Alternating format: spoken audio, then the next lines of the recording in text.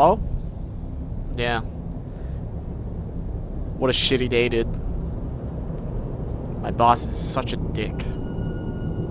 Yeah, Cyrus, that's the one. This morning he was just going... Wait, give me a second, someone's calling. Hello? If you want to live, then follow these instructions carefully. Who is this?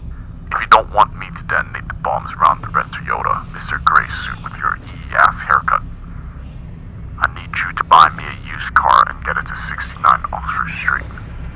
You only have 24 hours. The car should be on Hello? Hello? Oh, shit. No battery. Fuck!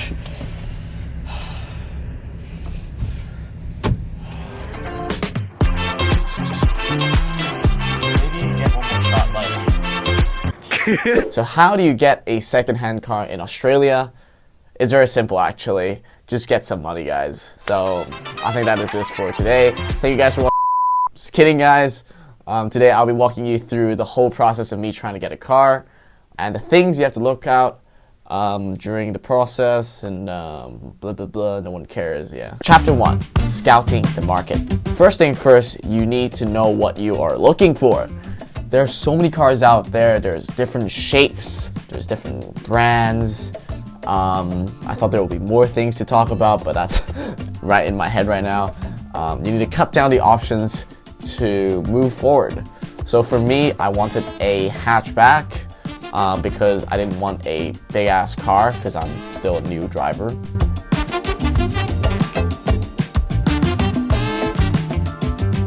And for the brand, I am specifically looking at Toyotas, Kias, Mazda, and Hyundais, whatever. I don't know. I don't give a fuck how you pronounce that shit. All of these depends on your budget.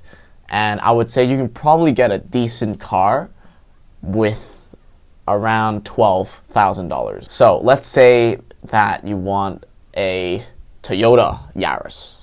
So the website I'm looking for is Car Sales. They seem to be pretty reliable, and I'll show you how I use the website. We are in Car Sales right now. So let's put on filters. Let's put the location in New South Wales, because I'm in New South Wales, actually Sydney.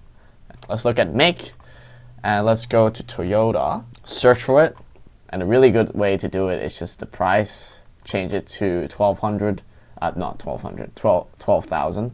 So from, I'll say 10K. 10K is minimum because it's like, you can probably get something like really cheap, but the odometer is going to be like 200K. There's no point getting something like that. So yeah, there you go, Yaris. So actually, let's go to body type.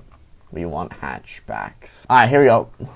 You can kind of tell that Yaris is a pretty cheap car. You can tell like everything is it's pretty like 10K, 12-ish. Usually I would find private sellers because then you can kind of negotiate the price. If you go into a dealership, they usually don't give you any negotiation space. Let's say the car is 13, cannot speak English right now, fuck.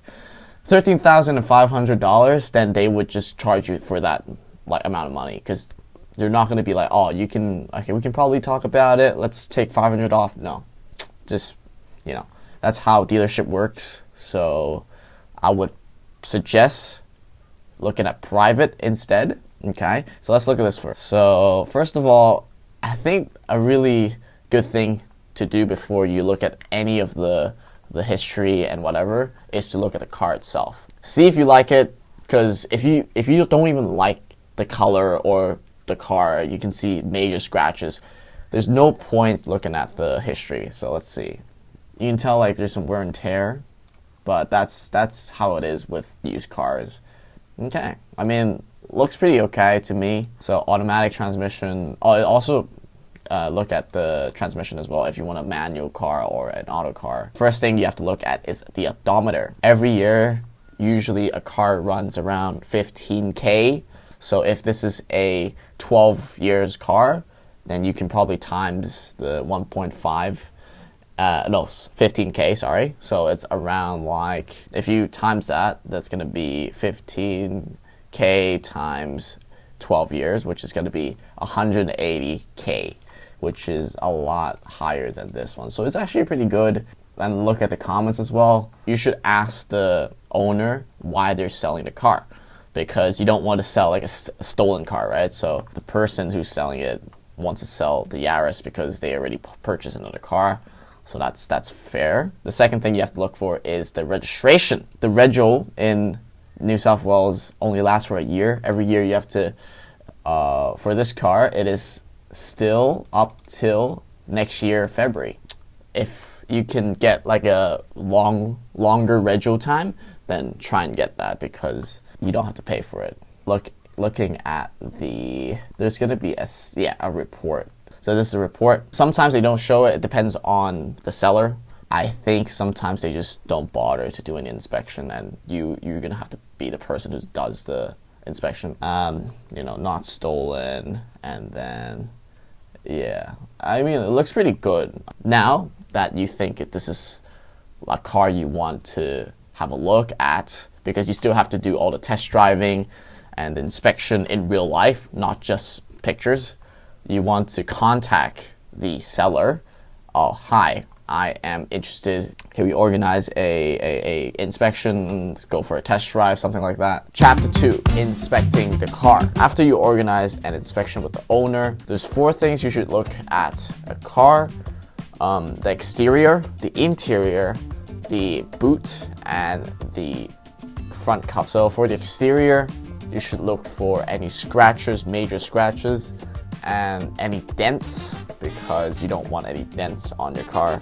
If it's minor scratches, then it's fine, because you're probably gonna scratch it anyway, so it's fine. And then for the interior, you have to look for any wear and tear of the seats, and does the aircon work, all the electronics works. Make sure you try every door as well, the 4 doors and also the back, the boots as well. Front cover, that's right. Front cover, I actually don't know anything about the front cover, but you have to look at the engine. You have to take out the screw, and then apparently there's some sort of oil that you have to check. I don't know anything about that. Please look at any other YouTube videos, I don't know. And for the boots, yes, that's right. Boot, you have to look for if there's any spare tires. If there is a spare tire, then that's good. Please do a test drive.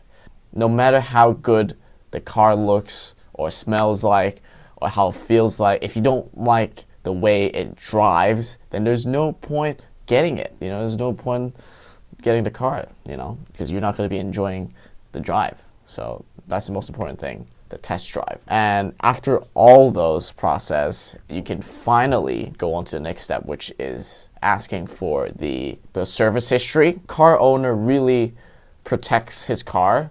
He would get it serviced every year, and if that is what the car owner does, then congratulations, that's a green light right there. And the second thing you should do is the inspection. That inspection is not done by you. You should hire someone to do it for you. This is after 100% sure that you really want this car, then you order it. The website I use, the company that I use is NRMA Car Inspection. This is a pretty good company. It costs around $200 something, but they give you a thorough report, I think, including the engine, the exterior. They take about like 100+ pictures of the car. They look under the car as well. I think the whole car inspection basically takes like 2 hours. You don't have to be there. You just have to order it online and then say like the car plate and whatever, and then ask the owner to give their address to them, and then they would organize themselves. Just do this when you are absolutely sure you want to get this car. Yes, and again, if the report does not look good, just no point getting the car. I know this whole process is super annoying, but this is what you have to do to get a decent car. So chapter 3, I just spit on all of my fucking car. There's 2 things you need to do when you're purchasing the car. The first thing is, of course, the money, and the second one is the signing of the notice of disposal. So first, the money.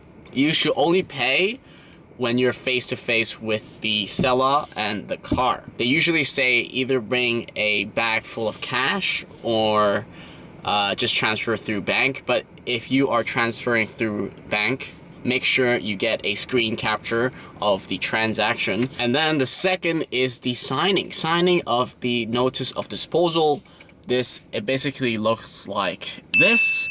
There's two parts to it. There's part A and part B. Part A is the notice of disposal, which is filled out by the seller, and part B is called the registration transfer details, which is filled out by you.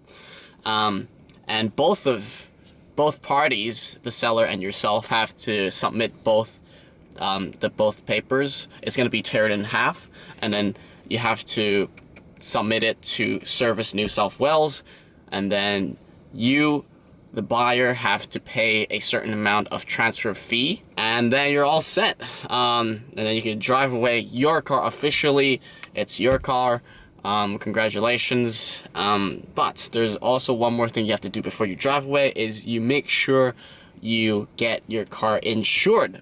From the moment that you drove away, the car is yours. So you have to make sure it is insured, because you never know what happens on the road on the way back home.